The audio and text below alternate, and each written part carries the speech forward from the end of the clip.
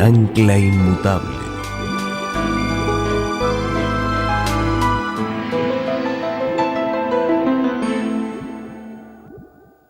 Vamos a inclinar nuestros rostros y vamos a pedir la bendición del Señor al estudiar su palabra en esta mañana.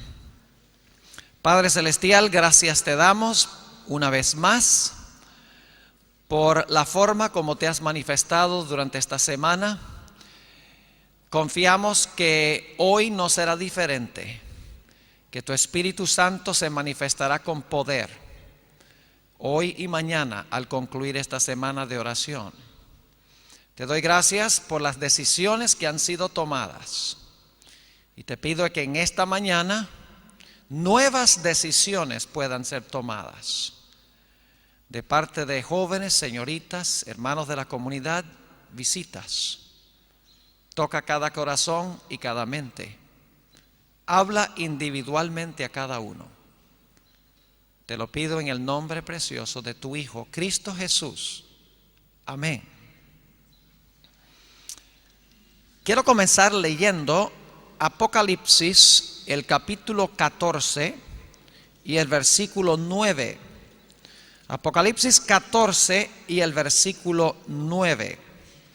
Y no voy a leer todo el mensaje del tercer ángel, lo hemos leído antes, pero hay un aspecto del versículo 9 que quiero subrayar esta mañana.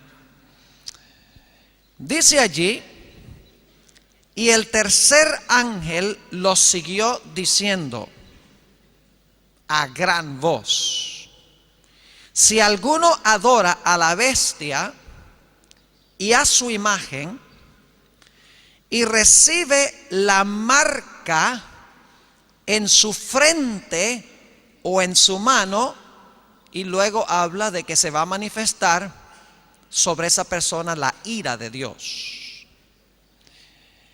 Este versículo habla de la marca de la bestia que se coloca en la frente o en la mano derecha. Ahora, en el libro de Apocalipsis hay otra señal que también se coloca en la frente.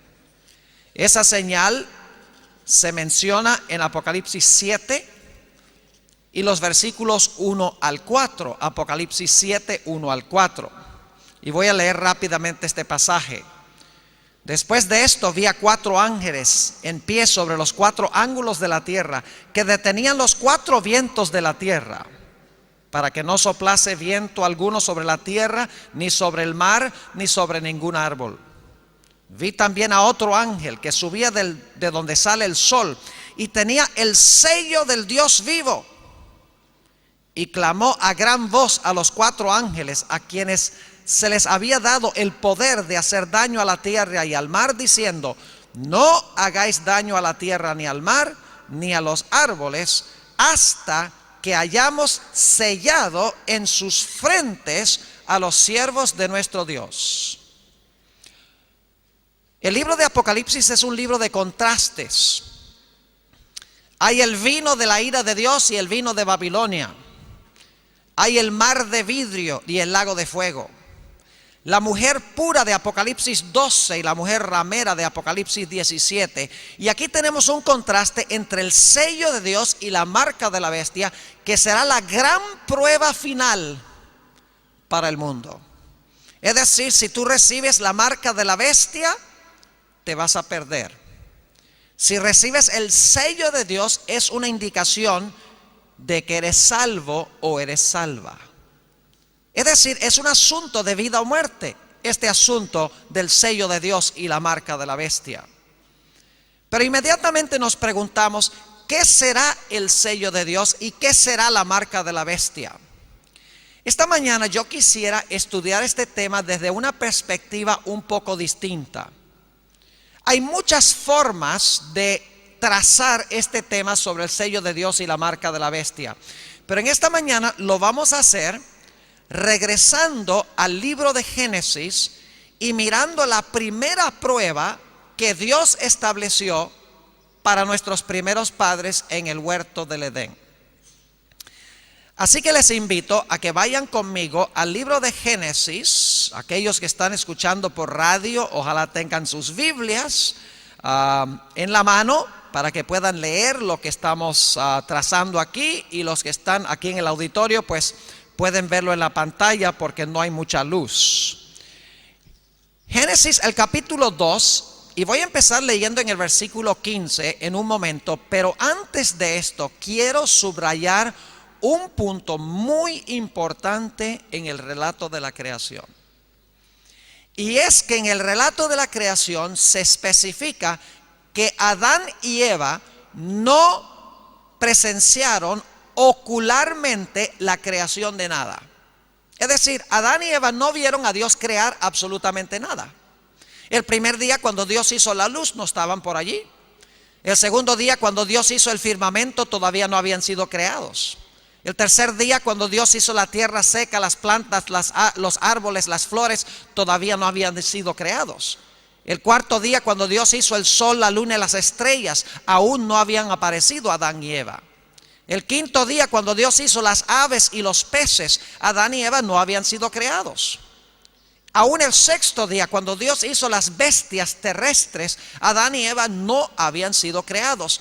Y luego Dios crea a Adán. Obviamente Adán no vio la creación del mismo.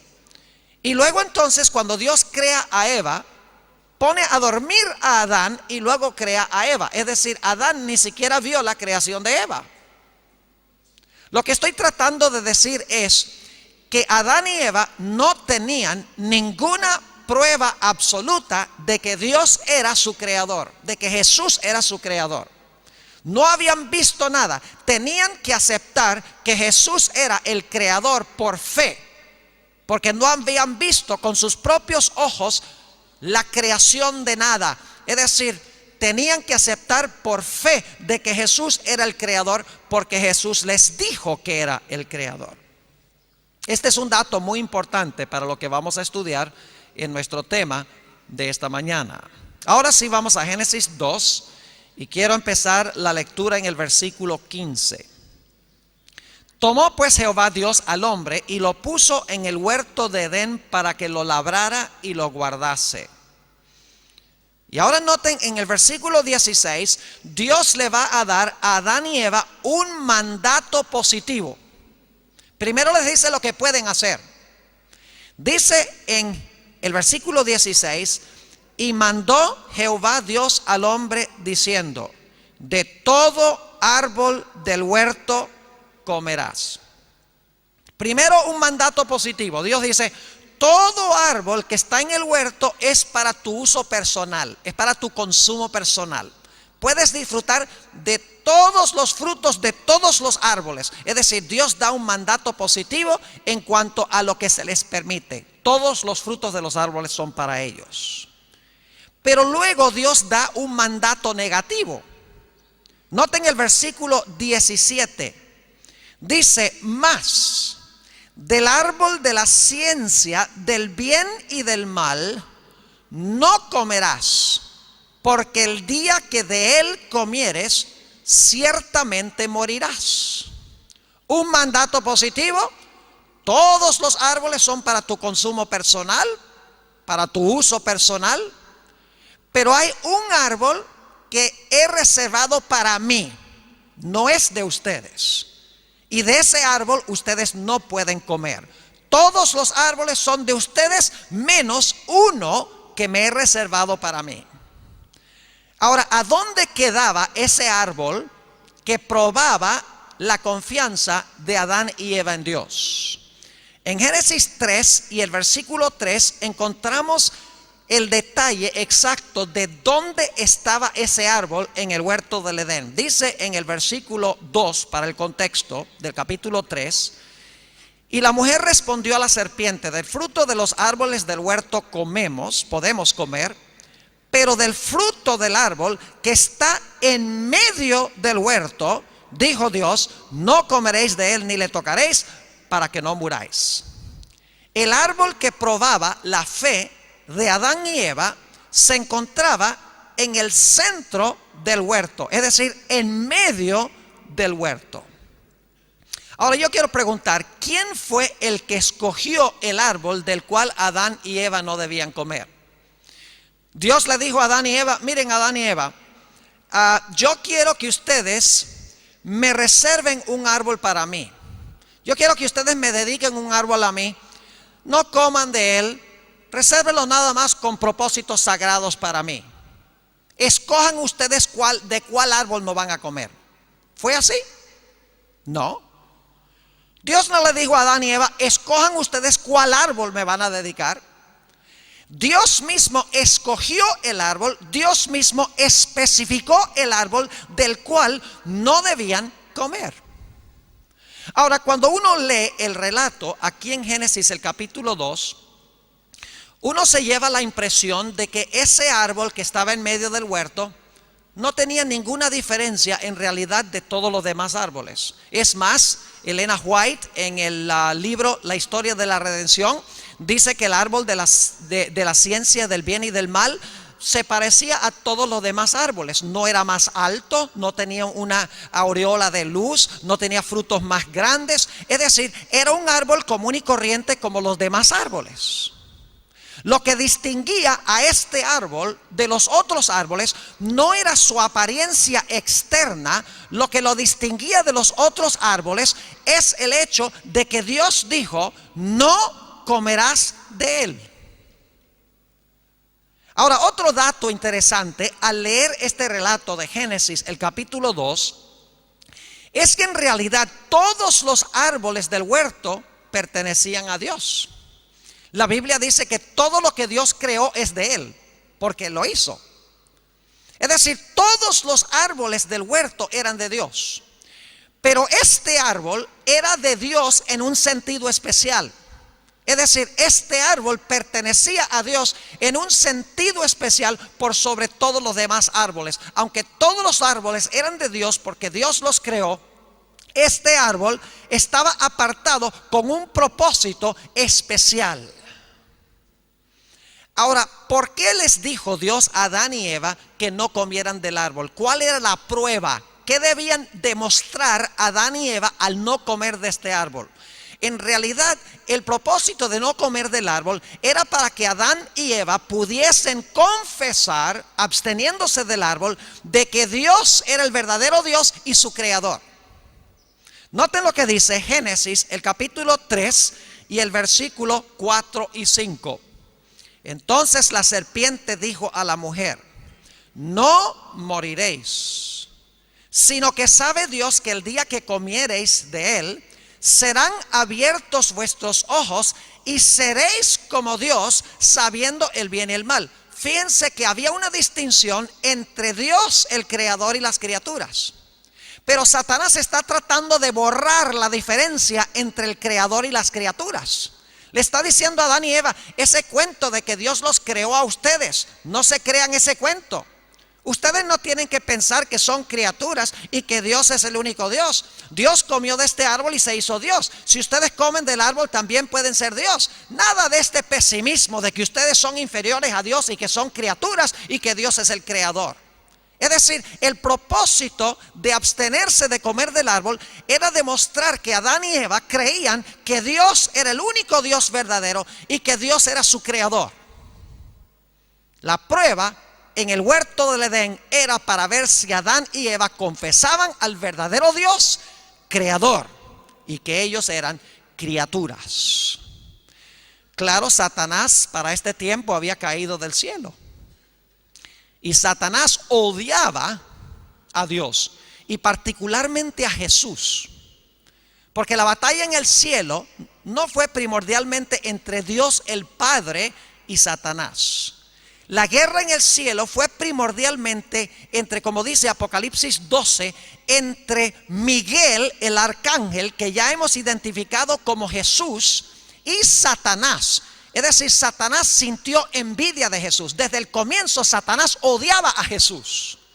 Y por lo tanto Satanás tenía la intención de llevar a Adán y Eva a usar el árbol que Dios se había reservado para sí mismo. Era la intención de Satanás que Adán y Eva pisotearan la señal que Dios había dado, usando el árbol para su consumo personal, y de esa manera que pisotearan a Jesús y que olvidaran a Jesús, queriendo hacerse ellos Dios. Y tenía que lograr Satanás que ellos usaran lo que Dios se había reservado para él para su propio uso secular y personal. Ahora es interesante notar cuando Eva finalmente pecó, viene Dios al huerto y le pide una explicación. Y fíjense la explicación que da Eva en Génesis, el capítulo 3 y el versículo 13. Entonces Jehová Dios dijo a la mujer: ¿qué es lo que has hecho? Y dijo la mujer: la serpiente me engañó y comí. Yo pregunto, ¿la hubiera engañado la serpiente si Eva hubiera escogido sencillamente obedecer la palabra de Dios? Claro que no.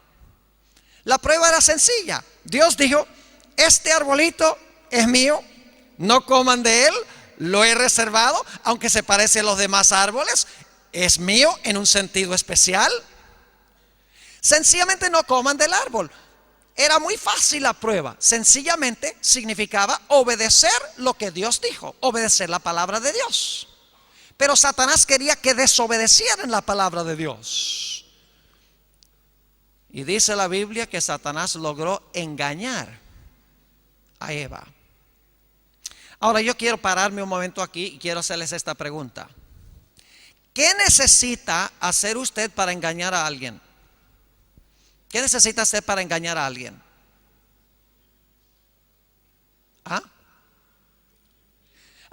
Siempre es la respuesta que me dan. Para engañar a alguien usted tiene que ¿qué? Tiene que mentir. Ahora miren hacia adelante. ¿Me ven bien? Estoy aquí en la luz. Si no me ven, tienen que ir al oculista. Miren adelante, vamos a hacer un experimento. Yo ahora los voy a engañar a ustedes. ¿Ok? Los voy a engañar. Claro, si no están mirando no los voy a engañar. Tienen que mirar para yo engañarlos. Ustedes ven este traje que yo tengo puesto. Este traje es rojo. ¿Cuántos quedaron engañados? Solo si tienen daltonismo. Nadie fue engañado. ¿Mentí, sí o no? Claro que mentí. Pero las mentirotas no engañan. Las mentiras grandes, obvias, no engañan. Lo que engaña es cuando el error se asemeja lo más posible a la verdad. Les doy otro ejemplo. ¿Cuántos de ustedes han visto alguna vez un billete falso de 89 pesos? Se ríen. ¿Por qué no hay un billete falso de 89 pesos? Porque no hay un billete genuino de 89 pesos. El genio de los falsificadores es hacer un billete falso que se asemeje lo más posible al billete genuino.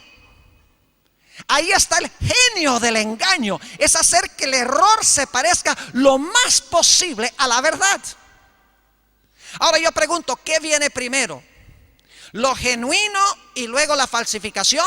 ¿O la falsificación y luego lo genuino? Ustedes ya saben. Primero viene la falsificación y luego lo genuino, ¿verdad? O sea, el gobierno dice, los falsificadores dicen: oye, hagamos un billete falso de 89 pesos. Y el gobierno dice: buena idea, hagamos uno genuino. Ustedes saben que no es así. Primero se hace lo genuino y luego más adelante viene la falsificación. Y la falsificación, el genio de los falsificadores es hacer que lo que es falso se parezca lo más posible a lo que es verdadero. Y la falsificación siempre viene después de lo genuino. Recuerden estos detalles porque vamos a volver a ellos. Repasemos lo que hemos estudiado de Génesis. El hombre no vio a Dios crear absolutamente nada. Tenía que aceptar que Dios era el creador por fe. Dios da un mandato positivo: todos los árboles del huerto son para tu uso personal, para tu uso común, diario. Un mandato negativo: hay un árbol que me he reservado para mí. Ese árbol se encontraba en medio del huerto. Es decir, la prueba estaba en medio del huerto. El árbol fue escogido por Dios, fue una elección arbitraria de Dios. Dios podría haber escogido cualquier árbol, pero Dios especificó: este es aquel árbol del cual debes abstenerte. Aunque el árbol se veía igual que todos los demás árboles, lo que lo distinguía de los demás árboles es que Dios mismo lo apartó. Todos los árboles del huerto eran de Dios, pero este árbol era de Dios en un sentido especial. Respetar el árbol significaba respetar al Creador que había puesto esta ley en el huerto del Edén. Satanás odió esta señal y tenía que lograr que el hombre pisoteara la señal de Dios, desobedeciera a Dios, comiera de lo que le pertenecía a Dios, lo usara para su consumo personal, para que el hombre pecara. Y Eva se queja de que fue engañada por Satanás, porque Satanás hizo que el error se pareciera lo más posible a la verdad. Ahora, yo creo que los que son adventistas aquí saben para dónde vamos con esto. Vayan conmigo a Éxodo, el capítulo 20. Dios hoy ha dado también otra prueba. Y al final de la historia será la gran prueba que va a dividir a toda la raza humana. Éxodo 20, en el versículo 8, y vamos a ir hasta el versículo 11. Acuérdate del día de reposo para santificarlo, del sábado para santificarlo. Quiero preguntarles algo antes de leer el siguiente versículo. ¿Tenemos nosotros alguna prueba absoluta hoy de que Dios es el creador? ¿Tenemos más pruebas hoy que lo que tenían Adán y Eva de que Dios es el creador? ¿Alguien aquí ha visto a Dios, vio a Dios crear este mundo? Al igual que Adán y Eva, nosotros no tenemos ninguna prueba absoluta de que Dios es el creador. No lo vimos y no lo oímos. Tenemos que creer que Dios es el creador, no porque lo vimos, no porque lo oímos, no porque lo palpamos, sino porque Dios sencillamente dice que es el creador. Es más, hoy en día tenemos menos probabilidad de creer que Dios es el creador porque ha entrado el pecado en el mundo y no solamente existe el bien, sino que existe el mal. Y por lo tanto la gente se confunde y dice: ¿cómo puede haber un Dios de amor, un Dios de misericordia, un Dios bondadoso cuando mire todo el mal que hay en el mundo? Es decir, la naturaleza nos habla menos de Dios hoy que en los días de Adán y Eva. Tenemos menos evidencia empírica, ocular, de que Dios es el creador. Nosotros, igual que Adán y Eva, tenemos que creer que Jesucristo fue el creador, no porque lo vimos, sino porque lo creemos. Tenemos fe. Ahora fíjense que el cuarto mandamiento de la ley de Dios empieza con un mandato positivo. El capítulo 20 y el versículo 9 dice: 6 días trabajarás y harás toda tu obra. Es decir, 6 días son para tu uso personal. 6 días son para trabajar, para estudiar, para recrearte. 6 días son para tu uso personal. Como Dios dijo, todos los árboles del huerto son para tu consumo personal.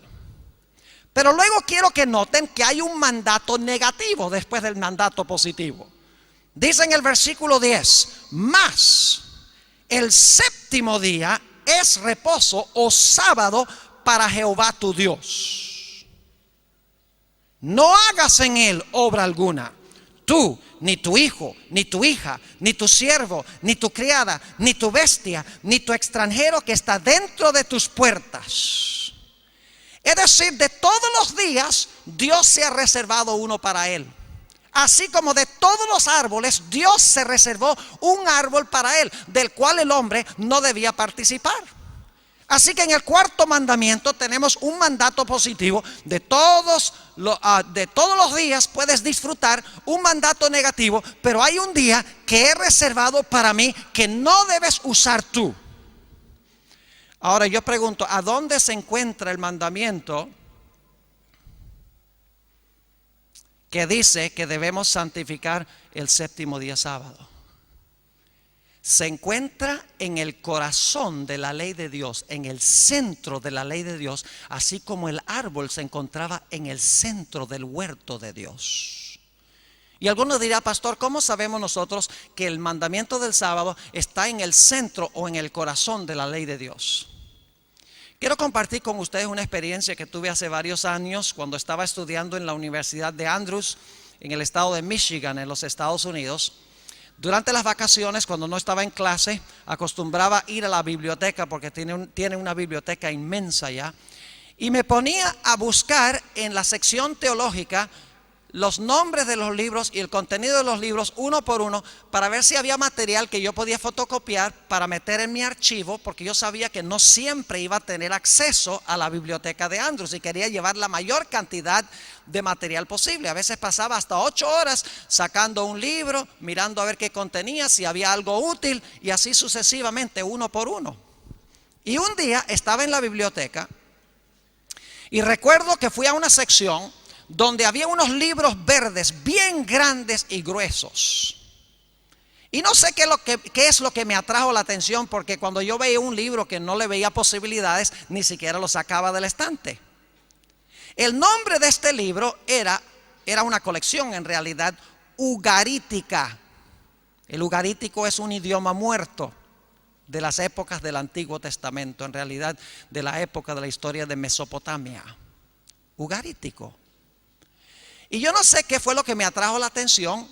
Bajé el libro grande, difícil de cargar, lo llevé a la mesa, lo abrí y me di cuenta que había en ese libro retratos de descubrimientos arqueológicos que se habían hecho. Habían retratos de piedras, había retratos de diferentes cosas que habían desenterrado.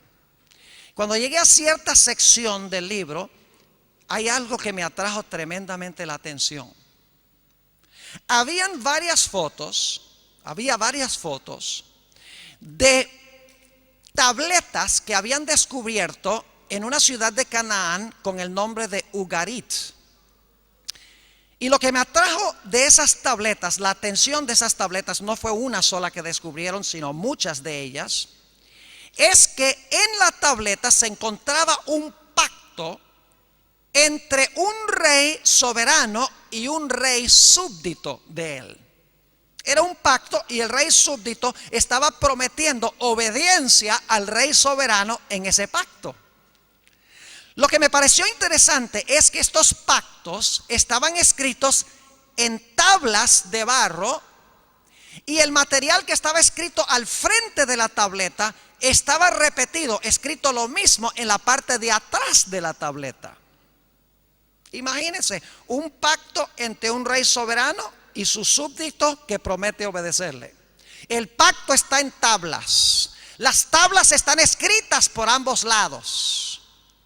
Pero lo que especialmente me aterró fue ver que en todas las tabletas que tenían allí, que habían retratado, que habían excavado, en cada una de esas tabletas, en todo el centro de la tableta o de la tabla, se encontraba impreso, cuando el barro estaba suave, todavía estaba mojado, el rey tomó un sello bien grande y en todo el centro de la tabla imprimió el sello que autenticaba que este pacto en realidad era oficial de ese rey. Y yo dije, vaya interesante, un sello en todo el centro. Y dicho sea de paso, por eso escribían el mismo documento en la parte de atrás, porque cuando sellaban el documento en el centro, el sello borraba mucha de la escritura. Así que lo que hacían era, en el otro lado escribían todo el documento. El un lado mostraba que el documento era auténtico porque tenía el sello, y en el otro lado podían leer el documento completo. Y me puse yo a pensar, yo he oído en cuanto a esto antes en alguna parte. Y me puse a investigar en la Biblia. Dicho sea de paso, estas tabletas fueron escritas en el mismo tiempo, el mismo periodo cuando fueron dados los 10 mandamientos. Era la costumbre dar leyes, dar pactos en ese tiempo de esa forma. Leí Deuteronomio 4, 12 y 13, donde dice que los 10 mandamientos fueron escritos en tablas. En este caso eran tablas de piedra. Leí que los 10 mandamientos eran el pacto entre Dios y su pueblo. En Éxodo 32, 15 y 16, que no voy a leer ahora, dice que las tablas, y muchos adventistas inclusive no conocen este detalle, dice que las tablas estaban escritas por ambos lados. Lo cual significa que esperaríamos conseguir el sello que identifica al que dio ese pacto en todo el centro de los 10 mandamientos. Y el cuarto mandamiento es el único que tiene los elementos de un sello, porque en las naciones que escribieron esos pactos siempre estaba el nombre del que daba el pacto, siempre estaba el territorio sobre el cual gobernaba y siempre estaba el oficio que desempeñaba ese rey. 3 características, y no estamos hablando de sellos modernos, estamos hablando de los sellos en los pactos de los tiempos cuando fueron dados los 10 mandamientos. Si alguno está interesado, tengo una foto de una de esas tabletas aquí conmigo, la pueden ver al final, es supremamente interesante. ¿Recuerdan lo que hablamos de la semana de la creación? ¿Recuerdan que Dios puso su sello sobre la creación el 7º día? La creación está incompleta sin la firma. Es decir, el sábado es la firma de Dios, es el sello de Dios sobre su obra de la creación. Es el sello de Dios que se encuentra en todo el corazón de su santa ley. El único mandamiento que identifica el nombre, que identifica el oficio y que identifica el territorio de Jehová. Ahora yo pregunto, ¿quién escogió el sábado como día de reposo? Dios le dijo a Adán y Eva y nos dijo a nosotros, miren, ahí hay 7 días, escojan uno y dedíquenmelo. Así no fue. ¿Quién escogió el día? El día fue escogido por Dios. Dios dijo, mire, este árbol que está aquí, este es el que van a respetar. No le dio la opción al hombre de escoger cuál día, ni la opción de escoger cuál árbol. Dios escogió el árbol y fue una elección arbitraria. Dios podría haber escogido cualquier día, podría haber escogido el miércoles, el jueves, el domingo, cualquier día. Pero Dios, como escogió ese árbol específico, escogió ese día específico. La elección de Dios fue arbitraria. Ahora yo pregunto, ¿el sábado se parece a los demás días? El árbol de la ciencia del bien y del mal se parecía a los demás árboles. Yo pregunto, ¿el sábado se parece a los demás días? ¿Cuántas horas tiene el sábado? 23, ¿verdad? No, tiene 24. ¿El sol se levanta el sábado igual que todos los demás días? Claro que sí. ¿Usted se levanta de la cama el sábado y se acuesta también? Usted mira el sábado y el sábado no tiene ninguna diferencia de cualquier otro día. ¿Qué es lo que distingue al sábado de los otros días? El hecho de que Dios lo escogió y Dios lo apartó. ¿Qué era lo que distinguía a ese árbol en el huerto de todos los demás árboles? No su apariencia física, sino el hecho de que Dios lo escogió y Dios lo apartó. Ahora quiero preguntarles, ¿cuántos días pertenecen a Dios? ¿Cuántos días pertenecen a Dios? Solo el 7º, ¿no? No. Todos los días son de Dios. ¿Saben que hay personas que dicen, no, yo no guardo ningún día porque todos los días son de Dios? Y tienen razón, todos los días son de Dios. Pero no todos los días son santos. Todos los árboles eran de Dios, pero uno estaba apartado para Dios. Todos los días son de Dios, pero uno ha sido apartado para Dios. Se parecen, pero no son iguales. Ahora yo les quiero dar un ejemplo para que puedan entender lo que estoy diciendo mejor. ¿Cuánto de nuestro dinero pertenece a Dios? ¿Cuánto? Vamos a tomar un voto aquí. Estamos en un país democrático. ¿Cuántos de los presentes creen que todo nuestro dinero pertenece a Dios? Levanten la mano. Los que creen, levanten, no tengan miedo de levantar la mano. Es temprano, deben tener mucha energía. Veo muchas manos de todos los que creen que todo el dinero que tenemos pertenece a Dios. Por favor, pasen los diáconos para recoger la ofrenda. Barreríamos aquí hoy. Es cierto que todo nuestro dinero pertenece a Dios, pero yo pregunto, ¿cuánto de nuestro dinero es santo? 10%, el diezmo. Hay una porción que es especialmente apartado para Dios, aunque todo el dinero es de Dios. De la misma manera, todos los días son de Dios, pero hay un día que Dios ha apartado en forma especial. Es un día santo para Dios. Y tenemos que tener mucho cuidado de apartar lo santo de lo profano, de lo común, de lo secular. Hay una historia bíblica muy interesante. Y estas historias no nos gusta mucho estudiarlas porque dan una imagen de Dios donde decimos, uy, ¿cómo Dios puede hacer algo así? Lo que pasa es que tenemos que recordar que Dios no solamente es un padre amante, sino que Dios es un padre que espera que sus hijos le obedezcan. Cuando Dios dice esto es santo, Él espera que nosotros respetemos lo que es santo. Cuando Él dice esto es secular, Él espera que nosotros lo usemos de una forma secular. Hay que distinguir lo santo de lo común. Hay una historia en Levítico, el capítulo 10, muy interesante. La historia de los hijos de Aarón, Nadab y Abiú. Si ustedes leen Levítico 9, los últimos versículos, dice que Dios llovió fuego sobre los sacrificios en el tabernáculo en el desierto. Es decir, el fuego que cayó y que consumió los sacrificios vino del cielo. Era fuego santo, porque Dios lo llovió.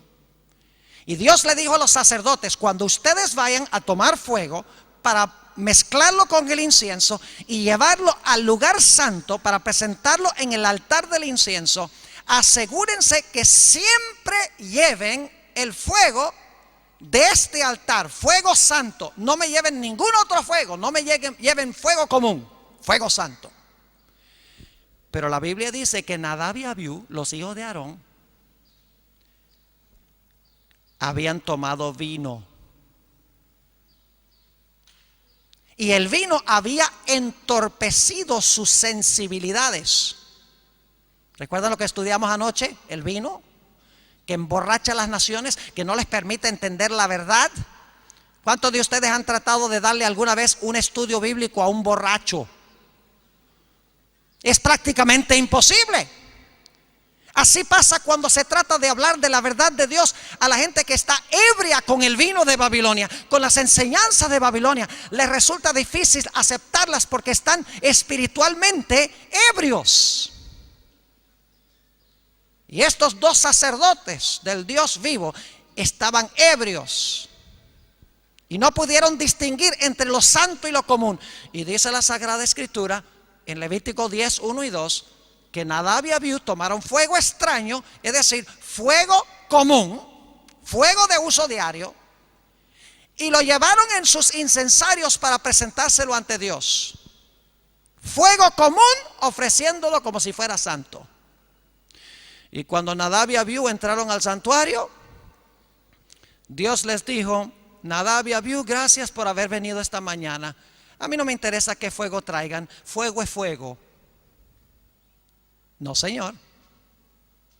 Dios se ofendió. Y dice la Biblia, y esto es terrible, dice la Biblia que salió fuego del santuario de Dios y consumió a Nadab y Abiú en el acto.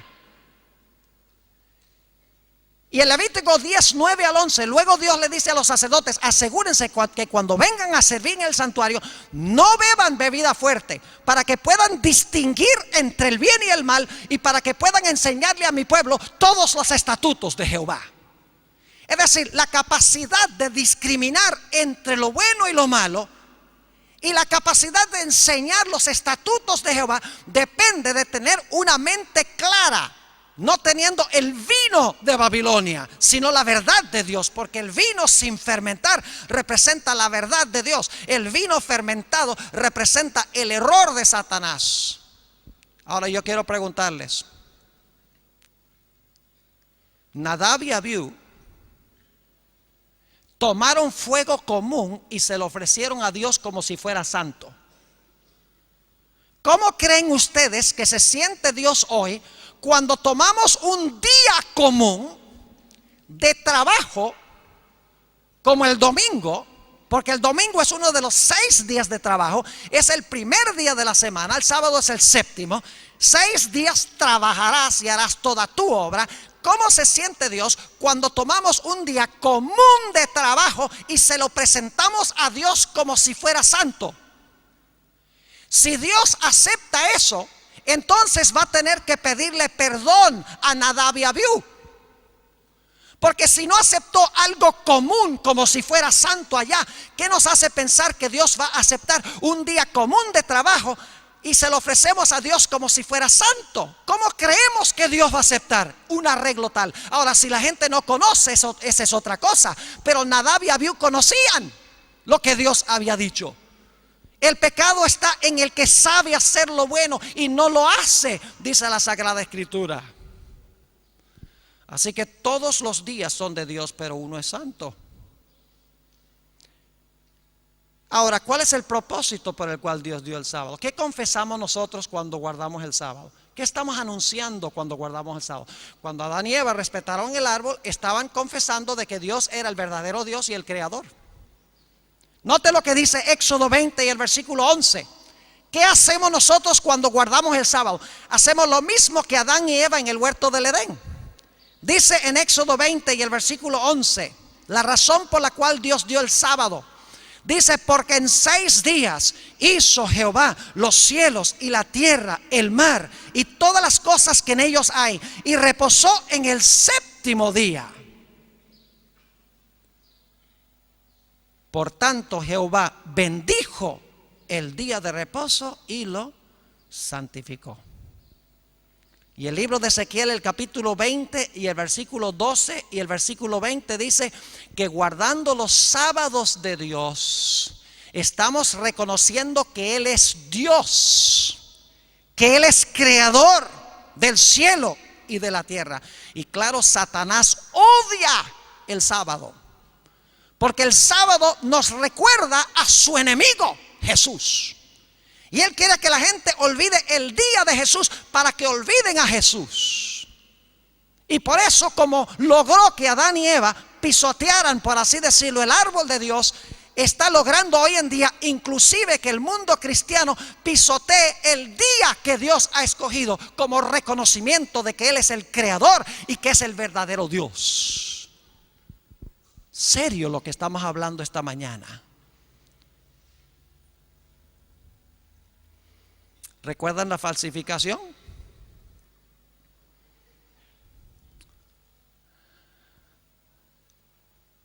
¿El sábado se parece a los demás días? Sí. ¿El domingo se parece al sábado? Claro que sí. ¿Los dos tienen 24 horas? Claro. ¿El sol se levanta en ambos días? Claro. El mundo cristiano le ofrece un día de adoración a Dios y hay gente también que le ofrece el otro día de adoración a Dios. Claro que sí. Pareciera que el domingo y el sábado son iguales. Ahora fíjense que Dios escogió el sábado. ¿Creen ustedes que más adelante en la historia Satanás va a implementar un día rival al sábado? Para todo lo que Dios tiene verdadero, Satanás tiene una falsificación. Se los puedo mostrar bíblicamente. Todo lo que Dios tiene verdadero, Satanás tiene una falsificación. Y la falsificación es, y el genio, mejor dicho, del falsificador, es hacer que lo falso se parezca lo más posible a lo genuino. Y el domingo es un día igualito que el sábado. No solo eso, sino que la falsificación viene después de lo genuino. ¿Cuál fue el día original, genuino, de reposo que Dios hizo en el huerto del Edén antes del pecado? El sábado. Hemos de esperar entonces más adelante en la historia un día que es una falsificación del día sábado, donde la gente cree que está honrando a Dios, están honrando a Jesús, están adorando a Dios, están yendo a la iglesia y dicen: yo estoy honrando a Dios, cuando en realidad es lo contrario, porque es una falsificación.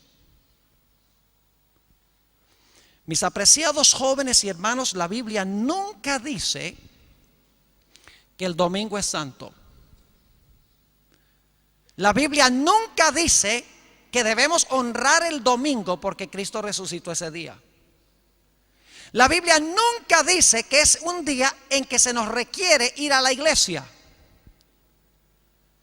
La Biblia es clara, desde Génesis a Apocalipsis, que Dios ha escogido un día, el sábado, para que nosotros lo guardemos en comunión con Él y de esta manera confesemos que Él es el creador del cielo y la tierra. Y en la Biblia el sábado es el sello de Dios.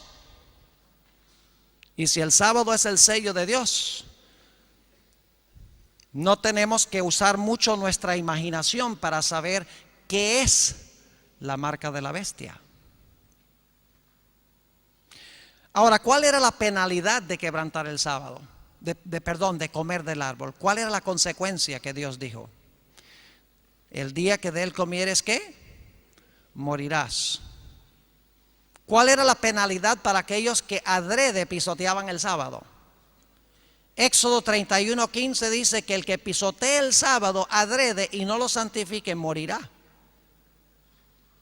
Y algunas personas usan argumentos un poco capciosos para indicar de que no debemos guardar el sábado. Por ejemplo, dicen: si tú dices que se debe guardar el sábado, entonces tú tienes que apedrear y matar al que no lo guarde, porque la ley de Moisés decía que se debía matar al que guardaba el sábado, al que no guardaba el sábado.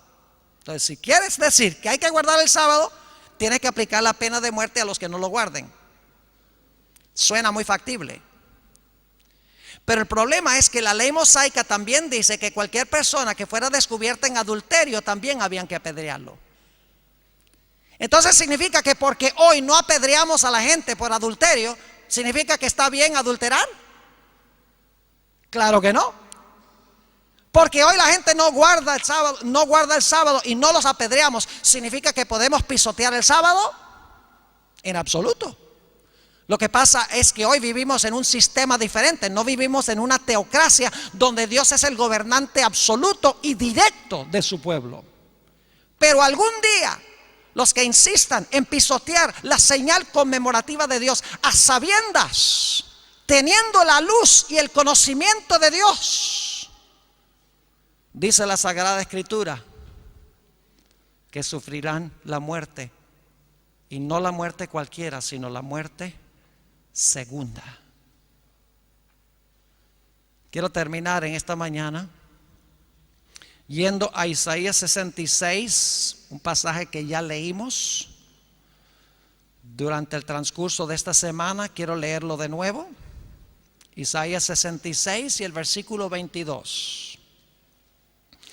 Dice: porque como los cielos nuevos y la nueva tierra que yo hago permanecerán delante de mí, dice Jehová, así permanecerá vuestra descendencia y vuestro nombre. Y de mes en mes,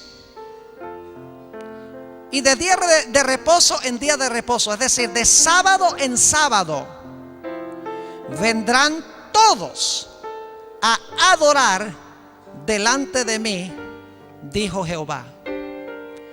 Por eso el primer ángel te llama a adorar al Creador. Si tú recibes el mensaje del primer ángel que dice: adorad a aquel que hizo el cielo, la tierra, el mar y las fuentes de las aguas, si tú recibes ese mensaje, nunca vas a recibir la marca de la bestia, sino que vas a recibir el sello de Dios que se encuentra en el centro de su ley. Vas a recibir la firma de Dios en tu vida, que Dios puso sobre su obra de la creación. Ahora alguno dirá, bueno, pastor, pero eso está en Isaías. Isaías era para los judíos. Bueno, yo me pregunto, ¿cuántos cielos nuevos y tierra nueva puede haber? Esta es una profecía del futuro. Como los cielos nuevos y la tierra nueva que yo hago, dice Dios. ¿Cuándo se cumple eso? Que Dios hace cielos nuevos y tierra nueva. Y vamos a ir de mes en mes y de sábado en sábado. El libro de Apocalipsis lo deja muy claro. Apocalipsis, el capítulo 21 y el versículo 1 y 2. Vi un cielo nuevo y una tierra nueva. Lo mismo que en Isaías. Porque el primer cielo y la primera tierra pasaron y el mar ya no existía más. Y yo, Juan, vi la santa ciudad, la nueva Jerusalén, donde vamos a ir a adorar, dicho sea de paso, descender del cielo de Dios, dispuesta como una esposa ataviada para su marido. Apocalipsis 22 y el versículo 1 y 2 agrega detalles. Después me mostró un río limpio de agua de vida, resplandeciente como cristal, que salía del trono de Dios y del Cordero. En medio de la calle de la ciudad y al uno y otro lado del río estaba el árbol de la vida, que produce 12 frutos, dando cada mes su fruto, y las hojas del árbol eran para la sanidad de las naciones. Fíjense que vamos a ir de mes en mes para comer del fruto del árbol de la vida, y vamos a ir de sábado en sábado para adorar delante de Dios, porque el sábado va a conmemorar la nueva creación de los cielos y de la tierra. Tan espectacular es esto. Algunas personas dicen, pastor, en la tierra nueva, en el cielo no va a haber ciclo de tiempo, no va a haber días, ni meses, ni años. Porque el Apocalipsis 21, 23 dice que en la ciudad no hay necesidad de la luz del sol ni la luz de la luna. Sí, pero noten que el texto dice, en la ciudad no hay necesidad de sol ni luna. El sol y la luna marcan los días y los meses. No es que no haya sol ni luna, sino que en la ciudad, no en la tierra, en la ciudad no hay necesidad, dice Apocalipsis, de sol ni de luna, porque la luz de Dios opaca aún la luz del sol. Ahora, mis apreciados hermanos jóvenes, visitas, lo que he hablado esta mañana les puede parecer muy drástico. Da la impresión de que Dios nos obliga a guardar el sábado. No quiero que se vayan con esa impresión. El sábado, la observancia del sábado sí es una obligación de Dios. Como Dios dice, no tendrás dioses ajenos delante de mí. Como Dios dice, no te harás imagen. Como Dios dice, no cometerás adulterio. Pero debemos recordar que estos mandatos son dados a personas que han aceptado a Jesús, que tienen la ley escrita en el corazón. Es decir, si Jesús escribe su ley en tu corazón, los mandatos de Dios se vuelven espontáneos en nuestra vida, porque nos sale obedecer a Dios. Es decir, si tú amas a Jesús, tú no vas a recibir la marca de la bestia. Si tú amas a Jesús, tú vas a recibir el sello de Dios, porque va a ser tu deleite guardar el santo sábado, para pasar ese tiempo, 24 horas completas en comunión con tu querido Jesús. Nos gusta pasar tiempo con los que amamos, ¿verdad que sí? Yo he visto algunos novios aquí bien pegaditos en este plantel, y nunca están mirando el reloj. Se acabó el tiempo. ¿Qué va? Mientras más tiempo, mejor. Y si pueden robarle algunos minutos a la clase a donde tienen que ir para pasar tiempo juntos, están contentos y alegres. Así debe ser con el sábado. Cuando el sábado comienza el viernes en la tarde, cuando se oculta el sol, no debemos estar corriendo a última hora. ¿Oyeron, adventistas? Debemos cuidar los bordes del sábado. Media hora antes debemos decir, en media hora llega el novio. Llega mi novio y vamos a pasar todo pasando el día sábado juntos, en comunión, gozando del compañerismo uno con el otro. Y cuando termina el sábado, no debemos hacer, como decimos en Colombia, bajar el sol a sombrerazos. Y mirando cuándo terminará el sábado para que podamos hacer nuestras actividades del sábado en la noche. Que va, debemos cuidar el borde cuando termina el sábado. Y decir, ay, se está acabando el sábado. Y Dios ahora se va a trabajar, porque Dios trabaja, reposa el sábado. Se va a ir, ay Señor, quédate por favor unos minuticos más. Y cuidamos el borde para que Jesús se quede un poco más con nosotros. El sábado es Jesús. El propósito del sábado es pasar ese día con Jesús. Y la razón por la cual el mundo cristiano ha rechazado el sábado es porque ellos no están viendo el sábado de la Biblia. Están viendo el sábado de los fariseos y creen que el sábado de los fariseos es el sábado del Señor. El sábado de los fariseos es una tergiversación, es una distorsión del sábado. No es el sábado bíblico. Yo aborrezco el sábado de los fariseos, igual que el mundo cristiano. Pero porque el sábado de los fariseos era falso, no significa que el sábado del Señor está en la misma categoría. Imagínense ustedes cuando Jesús sanaba a los enfermos. Los fariseos decían, no es lícito sanar a los enfermos en sábado. Es decir, Dios quiere que los enfermos sufran el sábado. Pero los mismos que le decían a Jesús, no te es lícito sanar en sábado, cuando Jesús los sanaba, dice que hacían tramas para matarlo el sábado. Ahora imagínense ustedes, está mal sanar en sábado, pero está bien planear matar a alguien en sábado. Eran legalistas. Para ellos era solo el sábado. Habían olvidado al Señor del sábado. Y nosotros los adventistas y los no adventistas que me escuchan por radio y que ven por televisión, debemos recordar que el sábado sin Cristo no vale nada. El sábado es para pasar el día con Jesús. Y saben que aquellos que disfrutan el espíritu del sábado, cuando venga el tiempo de angustia y la prueba con respecto al sábado y al domingo, nada los va a sacudir, porque tienen una comunión estrecha con Jesús que han desarrollado todos los días, sí, pero especialmente han desarrollado en el sábado, el día de reposo del Señor Jesús. Qué glorioso este día que nos ha dado el Señor para reabastecer nuestras fuerzas espirituales. Tristemente, la mayoría del mundo cristiano está pisoteando la señal de Dios. Dice, no importa cuál día tú le ofrezcas a Dios. Es como decirle a Adán que Adán y Eva podían escoger cuál árbol le iban a dedicar ellos a Dios. Cuando Dios dice séptimo día, quiere decir séptimo día. Cuando Dios dice sábado, quiere decir sábado, no quiere decir otro día. Debemos aceptar las pautas que Dios ha establecido. Él ha dado el día y la hora cuando se va a encontrar con nosotros. Y si nosotros lo amamos, vamos a respetar esa hora y ese día para pasar el día con Él. Así de sencillo es. El sábado es cuestión de amor. Yo quiero preguntar en esta mañana, ¿cuántos de los presentes quieren decirle al Señor Jesús: Señor Jesús, te doy gracias por tu santo día, ese día de comunión contigo, para reabastecer mis fuerzas espirituales? ¿Quieren decirle a Jesús: gracias Señor Jesús por este glorioso día? Qué privilegio, lo vamos a empezar dentro de unas pocas horas. No solamente son 24 horas de restricciones, son 24 horas de comunión con Jesús. Ahora quiero hablar específicamente con aquellas personas en nuestro medio que posiblemente desconocían lo que estamos hablando en esta mañana.